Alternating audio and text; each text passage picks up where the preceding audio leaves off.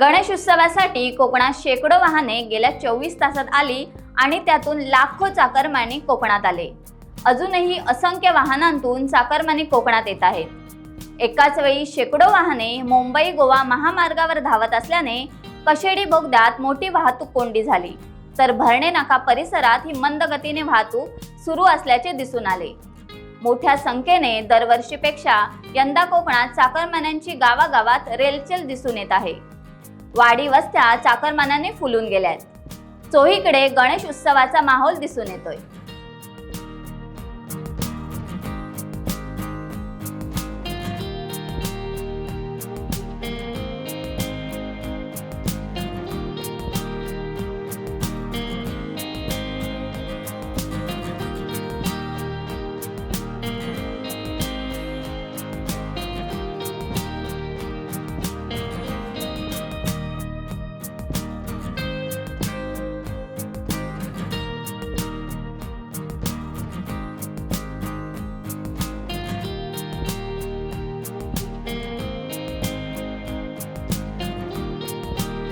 Times डिजिटलला like करा, share करा, subscribe करा आणि बेल आयकॉन दाबायला विसरू नका।